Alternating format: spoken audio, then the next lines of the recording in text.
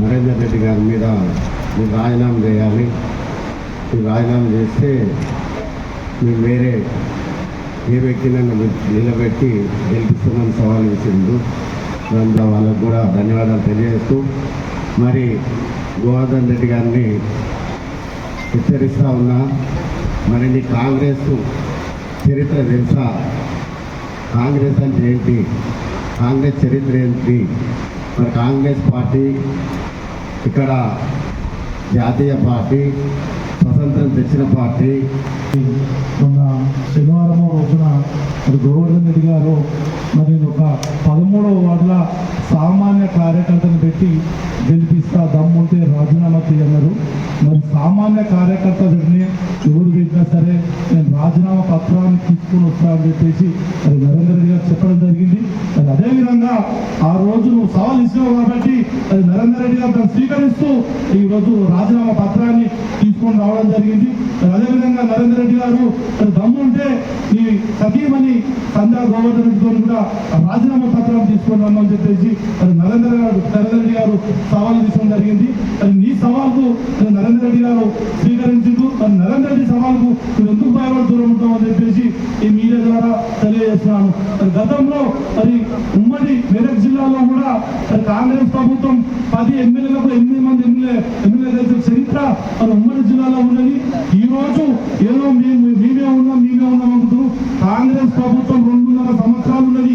ఏ ఒక్క రూపాయి ఇచ్చినా, ఏ ఒక్క పథకాలు ఇచ్చినా కాంగ్రెస్ ప్రభుత్వం ఇస్తుందని ఒకసారి గుర్తు చేసుకోవాలని చెప్పేసి మీడియా ద్వారా తెలియజేస్తున్నాము. మరి అదేవిధంగా నరేంద్ర రెడ్డి గారు సవాల్కు రెడీ ఉన్నాడు. ఇప్పటికైనా నువ్వు సవాల్ రెడీ ఉంటే మరి ఇంకో డేట్ ఇస్తామని చెప్పేసి మీడియా ద్వారా తెలియజేస్తున్నాను. అందరికీ నమస్కారం. ఏదో జరుగుతుంది అనుకున్నాం. ఎందుకంటే లీడర్లు పెద్దోళ్ళమని చెప్పుకునే లీడర్లు సవాల్ విసిరు. దానికి తగ్గట్టు ప్రతి సవాల్ వచ్చినప్పుడు స్వీకరిస్తుంటే మాకిట చూడడానికి మంచిగా ఉంటుంది. ఎందుకంటే విసరడం కాదు, దాన్ని నెరవేర్చడం నేర్చుకోవాలి. లీడర్ అనేది ఒట్టిగా చెప్పడము, దాన్ని అమలు చేయకుండా ఉండడం మంచి పద్ధతి కాదు. మాట్లాడే ముందే మంచిగా ఆలోచన చేసి మాట్లాడాలి. ఎందుకంటే ఏం మాట్లాడాలో అయోమయంగా మాట్లాడి కింద మీద కావద్దు. ఇప్పుడు నిన్న మాట్లాడుతూ నరేందర్ రెడ్డితో పాటు నా గురించి కొన్ని మాట్లాడిండు గోవర్ధన్ రెడ్డి.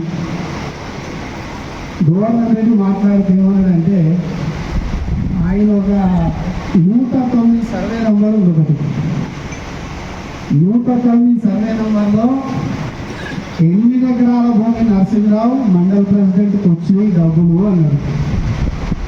ఇదే గవర్నర్ రెడ్డికి చెప్తున్నాను. అరే బాబు, 8 ఎకరాలు ఎట్లొస్తాయి? నువ్వు ఒక 5 మందిలో ఒక సభ్యుడివి. మాకున్నది 6 ఎకరాల భూమిరా బాబు. మేము 3 అన్నదమ్ములము. 4 ఎకరా 31 గుంట డబ్బులు వచ్చినాయి. ఒట్టిగా 4 ఉందని మాట్లాడితే మంచిగా ఉండదు. లేదు రేపు పొద్దున నీకు సవాల్ విసురుతలే కానీ ఒకసారి ఎంఆర్ఓ దగ్గరికి రా, రికార్డ్ తీపి, నిజంగా ఉందంటే దాంట్లో మాట్లాడదాం కూర్చో. ఒట్టిగా అపోహలు వేయడము, బట్టగాల్సి చేసుడు బంద్ చేసుకో. ఎందుకంటే ఉట్టుగా జనాలు అనుకుంటారు నిజమే కావచ్చు అనుకుంటారు, కాదు. అలా ఆఫీసర్ ఆయన ఎంఆర్ఓ లెజిస్లేటివ్ ఆఫీసరు పుణ్యానికి గవర్నమెంట్ భూమి ఇష్టం వచ్చినట్టు డబ్బులు ఇవ్వాలి, వాళ్ళకి హక్కు లేదు. రికార్డు ఉంటేనే ఇస్తారు. మీరు చెప్పినట్టు కాదు. ఎందుకంటే మనం చెప్పినట్టు డబ్బులు వచ్చినట్టే ఎవరి కార్డు తీసుకునేటోడు. మరి ఒక్కసారి ఆలోచన చేసుకో మళ్ళొక్కసారి. ఇంకోటి, గ్రామ పంచాయతీలో మీ నాయన సర్పంచ్ ఉన్నప్పుడు ఆఫ్టర్ రికార్డు ఉంది నా దగ్గర, మీ నాయన సస్పెండ్ అయ్యిండు, ఫైల్ ఉంది నా దగ్గర, డీపీఓ రాసిండు, మీ నాయన సస్పెండ్ అయ్యిండు, 42 లక్షల రూపాయలు ఫ్రాడ్ అని ఇవ్వలేదు. ఇవ్వ ఫైల్ నా దగ్గర ఉంది. నువ్వు ఎమ్మెల్యే గారు కారు పట్టుకొని అప్పించుకున్నావు తప్ప దీంట్లో ఏం లేదు. నా దగ్గర ఫైల్ ఉంది. 42 లక్షలు నువ్వు కట్టాల్సిందే. ఎమ్మెల్యే కాలు పట్టుకున్నావో ఏం చేస్తున్నావో దాన్ని ఆపించుకున్నావు. ఇంకోటి గురించి మాట్లాడుతున్నావు, సస్పెండ్ అయ్యారు పోయి, అది కాదు. ఒక పద్ధతి అనేది ఉంటుంది, దానికి ఒక ప్రవర్తన అనేది ఉంటుంది. ఇంకోటి 2008, 2009లో మసీద్ దగ్గర వెంచర్ చేస్తే దాంట్లో 680 గజాల భూమి మొన్నటి వరకు ఉంది, ఒక 8 సంవత్సరాల వరకు ఉంది. 8 సంవత్సరాల తర్వాత రీసెంట్గా భూమి లేకుండా పోయింది. 680 గజాలు 30,000 గజాలు ఉంటుంది ఈరోజు అది భూమి. మరి ఇవన్నీ ఎదుగుతున్నాయి, ఏం చేస్తాం అనేది తీస్తే చాలున్నాయి. మాట్లాడే ముందు కొంచెం అవగాహనతో మాట్లాడు, ఆలోచన లేకుండా మాట్లాడితే మా దగ్గర ఉన్నాయి, మంచిగా ఉండదు. నేను ఇంకొకసారి చెప్తున్నా, వ్యక్తిగత విషయాలకు పోవాలని నువ్వు అనుకుంటే నాకు ముందు చెప్పు, నేను చోట పోనాలి. ఎందుకంటే వ్యక్తిగతం చూసుకుంటామంటే నేను రెడీ ఉంటా, కానీ మైక్ పట్టుకొని మాట్లాడుతున్నా కాబట్టి ఒక పద్ధతితో మాట్లాడుతున్నా. మైక్ ఇచ్చి మాట్లాడితే నాకంటే నా ఎక్కువ ఉంటే అనేది తెలుసు, ఆలోచన చేసుకొని మాట్లాడి ఇంకోసారి. ఎందుకంటే ఇష్టం వచ్చినట్టు మైక్ దొరికితే మాట్లాడితే లెక్క కాదు. నీకు మైక్ ఇవ్వకపోతే మాదే, నువ్వు ఓడలో లేవు కాబట్టి నీకు మైక్ తక్కువ ఇస్తారు అయ్యా. ఎందుకంటే నువ్వు అంటే మైక్ దొరికితే ఇష్టం వచ్చినట్టు మాట్లాడి ఖరాబ్ అవుతావు. అవతలలో ఇబ్బంది పెట్టకు, నువ్వు ఇబ్బంది పడకు, ఆలోచన చేసుకొని మాట్లాడమని మరొక్కసారి చెప్తున్నా. ఇంకొకసారి ఇట మన గురించి కానీ, కాంగ్రెస్ పార్టీ గురించి కానీ, కాటా సీనాల గురించి కానీ నువ్వు మాట్లాడినట్టయితే మంచిగా ఉండదని మరొక్కసారి చెప్పుకుంటూ విరమించుకుంటాం. వినుమన్న మాట్లాడిన నాయకుడు మాట్లాడిండు. ఎవరి మీద అంటే నరేందర్ మీద, 13వ వార్డు మీద. గట్స్ ఉన్నోడు గన్ను వెలిస్తే ఎంత ప్రమాదం ఉంటుందో, కంటెంప్ట్ ఉన్నోడు కౌంటర్ ఇస్తే కూడా అంతే ప్రమాదం. మన గోవర్ధన్ రెడ్డికి తెలియదు నరేందర్ రెడ్డి ఎంత ప్రమాదకారం. నోట్లకెళ్ళి మాట మాట్లాడంగానే ఏం చేయడు, ఏం మాట్లాడడు, భయపడి వెళ్ళిపోతాడని. నరేందర్ రెడ్డి ఒకటే చెప్పిండు, ఎవరైతే ఆయన కౌంటర్ ఇచ్చిండో దానికి పునఃప్రాయంగా చింపి అవతల వారిస్తున్న పరివిని అధికారాన్ని చెప్పి ఈరోజు 10:59 మున్సిపల్ ఆఫీస్కి వచ్చి కాంగ్రెస్ పార్టీ సత్తా, ఆయన సత్తా చూపించి మళ్ళీ అరగంట అందులో కూర్చొని బయటికి రావడం జరిగింది. మాట్లాడకుండా ఈరోజు ఈ కార్యక్రమం ఏర్పాటు చేసే ఉద్దేశం మీ అందరికీ తెలుసు. మరి ముఖ్యంగా కాన్కుంట రోడ్ నుంచి ఇష్యూ స్టార్ట్ అయింది.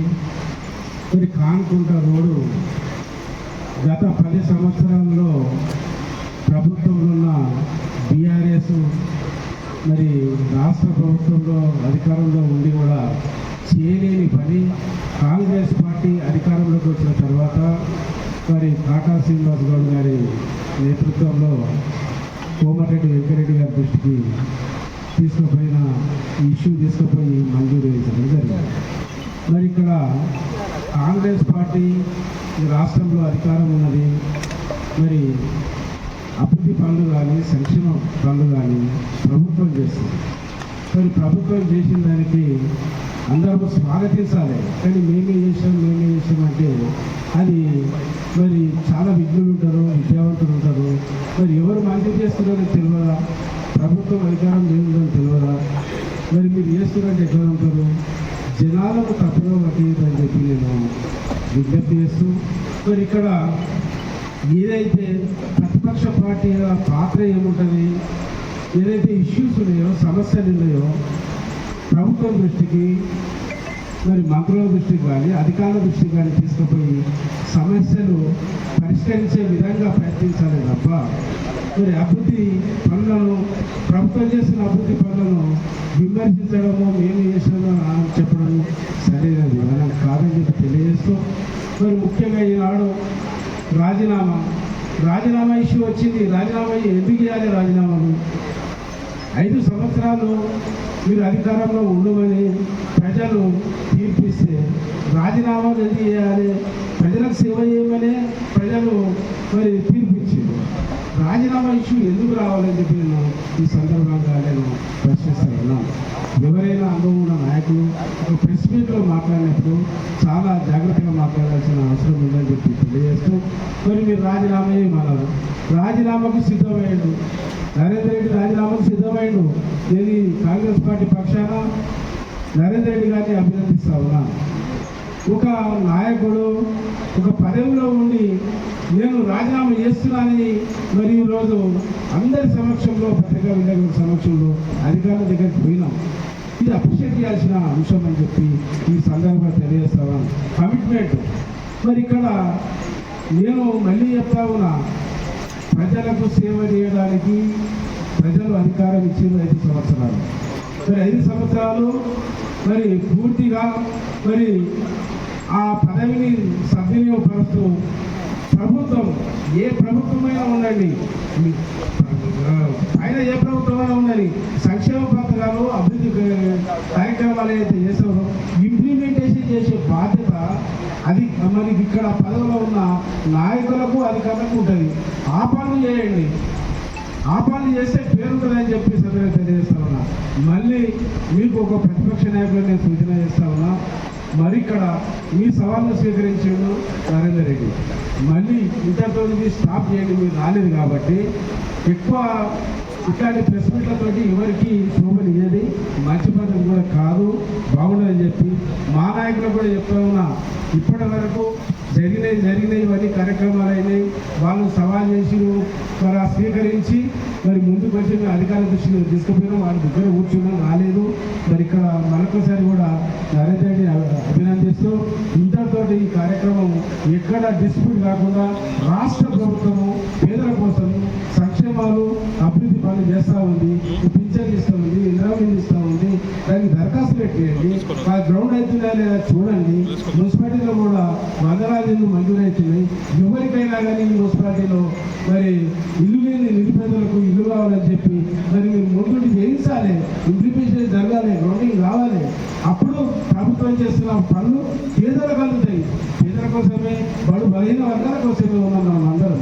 ప్రజల సేవ చేయడానికి ఉన్నాం కాబట్టి ప్రత్యేకంగా మరి కార్యక్రమం మరి మీరు అందరూ పాల్గొని చేసేటప్పుడు మీకు కూడా ఇది విలేకరులకు ప్రత్యేకమైన ధన్యవాదాలు ప్రత్యేకంగా తెలియజేస్తూ మరొకసారి కూడా మరి ఇక్కడికి వచ్చిన నాయకులందరికీ అభినందనలు తెలియజేస్తూ ధన్యవాదాలు తెలియజేస్తూ యుద్ధానికి సిద్ధమై మీరు విసిరిన సవాలుకి ఈరోజు మా కాంగ్రెస్ కుటుంబం అంతా నాకు చేదోడు వాదోడుగా వచ్చి ఇక్కడికి నాకు అండగా నిలిచినందుకు మా కాంగ్రెస్ పార్టీ నాయకులకు అందరికీ పేరు పేరున ధన్యవాదాలు తెలుపుకుంటూ ఈ కార్యక్రమానికి ముఖ్య అతిథిగా విచ్చేసిన ఆత్మ కమిటీ చైర్మన్ శ్రీనివాస్ రెడ్డి గారికి, బ్లాక్ ప్రెసిడెంట్ సొలపల్లి శ్రీకాంత్ రెడ్డి అన్న గారికి, అదేవిధంగా మా మండల అధ్యక్షుడు నరసింహరావు గారికి, మాజీ ఎంపీపీ రవీందర్ రెడ్డి అన్న గారికి, జిన్నారం మండల అధ్యక్షుడు వడ్డే కృష్ణన్న గారికి, మా సీనియర్ నాయకులు మా గురువుతో సమానమైన నాగేందర్ గారికి, అదేవిధంగా ఎంపీటీసీ గోవర్ధన్ గారికి, మా 10 సంవత్సరాలు పార్టీని కాపాడుతూ అధ్యక్షుడిగా ఉన్న మా వీరన్న, అదేవిధంగా వైస్ ఎంపీపీగా పనిచేసిన వీరారెడ్డి అన్న గారికి, నిన్న మొన్ననే టెంపుల్ చైర్మన్గా ఉన్న మాజీ అయ్యిండు, త్వరలో కూడా తను ఉన్నత పదవులు అనుభవించారు. మా గురువులు మా పెద్దలు మాకు కాటసింగ్ అన్న తర్వాత అదే స్థానాన్ని పొందిన మా బొల్లారం చంద్రారెడ్డి అన్న గారికి ఇక్కడికి వచ్చిన ఎంపీటీ మన సర్పంచులు అనుకుంటా వెంటారెడ్డి అన్న గారు, మైపాల్ రెడ్డి అన్న గారు, భాస్కర్ గారు, ఉప సర్పంచులు, ఇక్కడికి వచ్చిన మాజీ ప్రజాప్రతినిధులు, మా యువకులు, కాంగ్రెస్ కుటుంబ సభ్యులు, మహిళలు, మా కౌన్సిలర్లు పేరు పేరున అందరికీ ఇంట్లో ఒక మాట బయట ఒక మాట మాట్లాడి నమ్మకం అనే దానికి నువ్వు ఒక బ్రాండ్ అంబాసిడర్గా ఈరోజు పనిచేస్తున్నావు. నమ్మక ద్రోహి అనేది ఒక మైపాల్ రెడ్డి గారి దగ్గరికి స్టార్ట్ అయింది నీ జీవితం. ఒక 2 సర్పంచులు నీకు అసలు టిఆర్ఎస్ పార్టీలో మొత్తంలో నువ్వు అందరి నాయకుల తర్వాత ఈ మండలంలో టిఆర్ఎస్ పార్టీలో ఉన్న అందరి నాయకుల తర్వాత నువ్వు పార్టీలో చేరిన తర్వాత మైపాల్ రెడ్డి గారు నీ మాటలు నమ్మి నిన్ను పక్కన పెట్టుకొని 2 నీకు సర్పంచ్ల సీట్లు ఇచ్చిరు. గుమ్మడల సర్పంచ్, అనంతారం సర్పంచ్కి ఇచ్చిన తర్వాత మీరు గెలిచిన వారం రోజుల నుండే మీ తమ్ముడు ఏం మాట్లాడతాడు, మైపాల్ రెడ్డి ఎవరు, మైపాల్ రెడ్డి కూడా నా ఇంటికాడికే రావాలి, నా మైపాల్ రెడ్డి వస్తేనే మా ఇంటికి ఎవరైనా మా ఇంటికి రావాలని మాట్లాడిన వల్గర్ భాష మీ కుటుంబానిది. ఇంకోటి చెప్తున్నా, 2023లో ఎలక్షన్లు వచ్చినాడు మైపాల్ రెడ్డి గారిని ఎన్ని రకాల ఇబ్బందులు పెట్టిరు మీ అందరికీ తెలుసు. నీలమ్మని గారు ఆ రోజు టిఆర్ఎస్ పార్టీలో ఉన్నారు. ఆ రోజు మీరు ఏడపాయల దుర్గమ్మ సాక్షిగా మీరు అక్కడ మీటింగ్ పెట్టలేరా? ఈ ప్రజల కన్నా మున్సిపల్ ప్రజల కన్నా తెలియజేయాలి. అదేవిధంగా చెప్తున్నా, ద్రోహం అంటే ఏందనేది ఇంకొక విషయంలో కూడా చెప్తా. కొత్తపల్లి ప్రభాకర్ రెడ్డి అనే వ్యక్తి అసలు టిఆర్ఎస్ పార్టీలో ఫస్ట్ మన మండలంలో, గుమ్మడిదల మండలంలో, ఉమ్మడి మండలంలో జాయిన్ అయిన వ్యక్తి. ఆ రోజు జాయిన్ అయిన వ్యక్తికి ఎంపీపీ పదవి ఏ రకంగా వస్తుందో అని చూసి ఆయనకు అడ్డం పడి ఆయనను సవా లక్ష సమస్యలను ఇరికించి ఎమ్మెల్యే గారికి కళ్ళు మాటలు చెప్పి ఆయన స్థానాన్ని గుంజి ఇంకొకరికి ఇచ్చింది నిజం కాదా? నమ్మకద్రోహం కాదా? ఆయన ఎంపీటీసీ ఉన్న రోజులల్లా ఆయనను ఎన్ని రకాలుగా ఇబ్బంది పెట్టిరు మీకు అందరికీ తెలుసు, పాత్రికేయులు అందరికీ తెలుసు. ఇంకొకటి, ఇందాక మా ప్రెసిడెంట్ గారు చెప్పినట్టు సంగం వెంకటేష్ అంటున్నారు. సంగం వెంకటేష్ ఆయన తాను ఆర్థికంగా లేదని ఆయన ఆ రోజు నిలబడాలన్నాడు. ఆయనను నేనున్న 1 రూపాయిను పెట్టొద్దు అని తీసుకొచ్చి నిలబెట్టి ఆ రోజు కొన్ని కారణాల వల్ల కొన్ని చెక్కులు నీ దగ్గరికి వచ్చినాయి. ఆ చెక్కులను వెంకటేష్ పేరు మీద ఉన్న చెక్కులు తీసుకొని ఆయనకు 1 రూపాయి ఇవ్వకుండా వాళ్ళ కుటుంబాన్ని రోడ్డు మీదకి తీసుకొచ్చి ఆయన మానసిక వేడకొచ్చి ఈరోజు చనిపోయి వాళ్ళ పిల్లలు రోడ్డు మీద ఉన్న దీనస్థితిని చేసే పరిస్థితి చేసింది నువ్వు కాదా? తెలుసుకో. ఒకసారి మాట్లాడేటప్పుడు మైపాల్ రెడ్డి గారు నిన్న జరిగింది మున్సిపల్ ఎలక్షన్లలో మైపాల్ రెడ్డి గారిని ఎన్ని తిప్పలు పెట్టినావు. నిన్న కాంగ్రెస్ పార్టీకి పోయి వచ్చిన ఆయన మాట వింటారా అంటావు, ఆయన దగ్గరికి పోతారా అంటారు. ఆయన ఎవరు, నేనే ఎమ్మెల్యేనని చెప్తావు. ఈ స్థాయి కాదు. మైపాల్ రెడ్డి గారు దీక్షతోని ఈ రోజు ఒక ఎంపీటీసీ గెలిచినావు, ఒకసారి 2 సార్లు సర్పంచ్ అయ్యారు. మీరు 2 ఊర్లకు సర్పంచ్ అయినావు. నిన్న కూడా వైస్ చైర్మన్ దీక్ష కూడా మైపాల్ రెడ్డి గారిని మర్చిపోకు. ఇంకొకటి చెప్తున్నా, మరి మీరు అసలు మాట్లాడుకున్న సంబంధం ఒక బీసీలో బిడ్డనని మాట్లాడుతావు, బీసీలకు సపోర్ట్ చేస్తున్నా, నేను ఒక రెడ్డి వర్ణానికి చెందిన రెడ్డి అగ్రవర్ణాలకు చెందిన నేను పొద్దున్న లేస్తే బీసీల బిడ్డను, రెడ్డిలతో నాకు అంత అవసరం లేదు, వాళ్ళని లెక్కనే చేయాలన్న సంస్కృతి నీది. అలాంటి వ్యక్తి ఈరోజు ఒక బీసీ బిడ్డకు కుమార్ గౌడ్ ఏం అన్యాయం చేసిండు నీకు? ఈరోజు 40-60% మాట్లాడుకున్నారు ఎలక్షన్ కు ముందు. నేను వైస్ చైర్మన్ అయితే నేను 40% ఖర్చు పెట్టుకుంటాను మాట్లాడుకున్నది నిజం కాదా? ఇదంతా మీ అందరికి తెలియాలా? నిజం మాట్లాడిన ఒక బీసీ బిడ్డను ఆనాడు ఈ సర్పంచ్ మీ నాన్న సస్పెండ్ కాకుండా 100 సార్లు ఎమ్మెల్యే గారికి దగ్గరికి తిరిగి మీ నాన్నని సస్పెండ్ కాకుండా కాపాడిన ఒక బీసీ నాయకుడికి, ఒక జెడ్పీటీసీ స్థానంలో ఉన్న ఆ రోజు ఏం చేస్తున్నావు? ఎంతసేపు జనరల్ సీట్ల బీసీని ఇచ్చినావా? ఇచ్చినోనికి ఏం చేసినావు? ఈ రోజు ఏం చేస్తున్నావు? 40-60% అని పంచాయతీ ఎమ్మెల్యే గారికి తీసుకుపోయి మరి ఎమ్మెల్యే గారి తన కనీసం పైసలు ఒప్పుకున్నావా? నువ్వు ఎమ్మెల్యే అంటున్నావు, కనీసం ఇచ్చిన కమిట్మెంట్ లా నువ్వు ఇప్పటిదాకా నిలబడలేవు. అలాంటి వ్యక్తిని పొద్దున్నేసే నీ అనుచరులు డ్రగ్స్ల కేసులలో ఎంతో మంది బయటకు వస్తున్నారు. త్వరలో కూడా మొన్న అన్నా కూడా ప్రతి విషయాల్లో నీకు ఒక మినిస్టర్ ఉన్నాడు అన్నావు. చెప్తున్నాను మినిస్టర్ గారు, మా సీఎం గారు కూడా డ్రగ్స్ మీద చాలా కోపంతో ఉన్నారు. ఈ టిఆర్ఎస్ పార్టీ ప్రభుత్వంలో ఉన్న రోజు ఎన్ని డ్రగ్స్ కేసులు ఉన్నాయో అదే విధంగా ఈ మున్సిపల్ పరిధిలో కూడా డ్రగ్స్ కేసులు చాలా దొరుకుతున్నాయి. అవిటిలో నీ పాత్ర ఎంత? మా రామన్న గారి దగ్గరికి కూర్చొని మా కాటసీనన్న చాలా తీసుకుంటుంది దీన్ని. నీ స్థాయి ఎంత? మా సీనన్న గురించి మాట్లాడే స్థాయి. మా సీనన్న ఇంటిగా మీరున్న పొరకు సమానం కాదు. నీ స్థాయి ఏంటి? నువ్వు ఇన్ని డ్రైవింగ్ చేసినాంటో పొట్టుగా వేస్తే నేను ఒక డ్రైవర్ అంటావు. నేను ఒక ఛాయ్ అమ్మినా స్వీట్ హౌస్ పెట్టి ఎంగిలి గ్లాసులు అడిగినాను. ఎంగిలి గ్లాసులు అడిగిన వాళ్ళు అందరూ, ఛాయ్ అమ్ముకున్న వాళ్ళు అందరూ, డీసీఎం డ్రైవింగ్ చేసిన వాళ్ళు అందరూ ఎందుకు ఇంత పెద్ద కోటీశ్వరుడు కాలేదు? అంటే నువ్వు ఏ రకంగా కోటీశ్వరులు అయినావు? కనీసం ఇప్పుడు మున్సిపల్ ప్రజల కన్నా కనీసం నీ అనంతరం పుట్టిన అనంతరం నాయకుల కన్నా చెప్పు. ఇంకొకటి చెప్తున్నా, ఎంతసేపు మాట్లాడుతూ ఏమంటావు? నేను నీతివంతుని, నేను ఒక్క రూపాయి ఫ్రాడ్ చేసేలేను, దమ్ముంటే నాకు సవాల్ విసిరండి, నాకు తీయండి అంటున్నావు.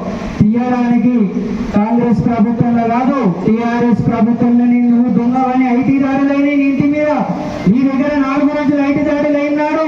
నువ్వు దొంగవా మనిషివా? టిఆర్ఎస్ లో ఉన్న హరీష్ రావు గారికి తెలియదా? మైపాల్ రెడ్డి గారికి తెలియదా? ఇదంతా తెలుసు. నీ పరిస్థితి ఏంటి తెలుసు. ఇంకొకటి, నిన్న మొన్న కూడా అందరూ మాట్లాడుకుంటున్నారు. నిన్న నుండి అందరూ పొద్దున్న నుండి కూడా నిన్న కూడా అందరూ ఎప్పుడెప్పుడు నువ్వు రాజీనామా చేస్తావు, నేను ఎవరో నిన్న ఇంటికాడ కూర్చున్నవేటి, నువ్వు మళ్ళా రోడ్డు మీద ఎక్కువని నీ టీఆర్ఎస్ నాయకులు కోరుకుంటున్నారు. వాళ్ళకు అవకాశం ఇయ్యరు. పాప మళ్ళీ ఈ రోజు నిరాశ పడుతున్నారు. అరే మావాడు రాకపోయే, అవతలోడు రాబట్టే, మావాడు వస్తే మేము ఎంత ఎంజాయ్ చేస్తుంది, నేను అవతలో నిలబట్టి పక్క సీటు కూడా ఖాళీ చేపిస్తుంది అని మీ నాయకులు, మీ కౌన్సిలర్, మీ చైర్మన్లు అందరూ ఎదురెదురు చూస్తున్నారు. అది మర్చిపోకు. ఇప్పటికైనా తెలుసుకో, సీనన్న అందరినీ కాపాడుకునే వ్యక్తి. ఈరోజు ఒక మాట ఇస్తే దాన్ని కట్టుబడి సర్పంచ్ స్థానాన్ని వ్యక్తిగత సమానంగా ఎదురేసిన వ్యక్తి. ఆ వ్యక్తి అడుగు జాడల్లోనే ఈ రోజు కూడా నేను కాంగ్రెస్ పార్టీ తరఫున 13వ వార్డు మెంబర్గా గెలిచి, వార్డు కౌన్సిలర్ గా గెలిచి, ఈ రోజు నువ్వు విసిరిన మా పెద్దన్న, మా నాయకుడు, మా కాటసీనన్న మీద విసిరినావు కాబట్టి కాటసీనన్న మీదికెళ్ళి మేము ఆయన కోసం ఈ రోజు పదవి త్యాగం చేయడానికి సిద్ధంగా వచ్చినాం. నువ్వు దాన్ని స్వీకరించలేవు. ఈ రోజు మా సీనన్న ఏ స్థాయికి వెళ్ళిపోయింది సీఎం గారి దగ్గర. నువ్వే చేసినావు. ఏ చేసినా ఈ నోటి దులతోని మాకే మంచి జరుగుతుంది. నువ్వెంత మాట్లాడితే అంత చెడ్డోడు అవుతావు, నువ్వెంత మాట్లాడకపోతే అంత మంచోడు అవుతావు అని మొన్న చెప్పినా, ఈ రోజు కూడా చెప్తున్నా. ఏదైనా మాట్లాడడం నేర్చుకుంటే పెద్ద నాయకుడు అవుతావు. దీనన్నకు క్షమాపణ చెప్పాలి. ఇంకొకటి, ఇప్పుడు కానుకుండా రోడ్డు విషయంలో పదే మాట్లాడుతున్నావు. మా సీనన్న కృషి, మా సీనన్న రక్తం దారపోసి ఎన్ని రోజులు తిరిగితే ఈ రోజు మా రామన్న కృషి కష్టార్జితంలో, మా జగ్గన్న సహకారంలో మా సీఎం గారు, మా పెద్ద మనిషి, మా పెద్ద నాయకుడు, మా పెద్ద ఆయన, మా సీఎం గారి కృషితో, కోమటిరెడ్డి వెంకటరెడ్డి అన్న గారి ప్రభాబలంతో మేము ఈరోజు కానుకొండ రోడ్డుకు నీకు అనంతరంలో ఉన్న సర్పంచ్ ఉన్ననాడు కూడా ఎంతో మంది నీ ముంగడ చచ్చిపోతుంటూ కూడా నీ కళ్ళ రక్తం కరగలేదు. అలాంటిది మేమేం చేస్తున్నాం? ఈ రోజు మా సీనన్న ఒక మనిషి తట్టి మనకు గ్రామ పంచాయతీ ఎలక్షన్లలో కానుకొండలో ఛాలెంజ్ గా చెప్పిపోయిండు. ఏమని? మా సర్పంచ్లందరినీ గెలిపించండి. మా కానుకొండలో కూడా మేము మా పెండారెడ్డి గారితో సహా 8 గ్రామ పంచాయతీలలో మా సర్పంచ్లను గెలిపించండి. నీకున్న పెద్ద సమస్య ఈ కానుకొండ రోడ్డు సమస్య అని చెప్పినందుకు ఇచ్చిన మాట మీద నిలబడ్డాడు. మీ నాయకుల స్థానం ఏంది, మా నాయకుడి స్థానం ఏంది తెలుసుకో. ఇక ముందు ఈ రోజు నుండి చెప్తున్నాం, మాటలు తక్కువ చేయి, రోడ్డు మీదకి ఎక్కడం తగ్గించుకో, ఎమ్మెల్యేని మర్చిపో. కనీసం నీ స్థానం, నీ ఓడిపోయిన సీటుకు రాజీనామా చేసి కనీసం మళ్ళీ రిటర్న్ చేసే స్థాయి కాదు నీది. అది మర్చిపో. ఉప ఎన్నికలు నీ పార్టీకి పెట్టిన పేరంటారు.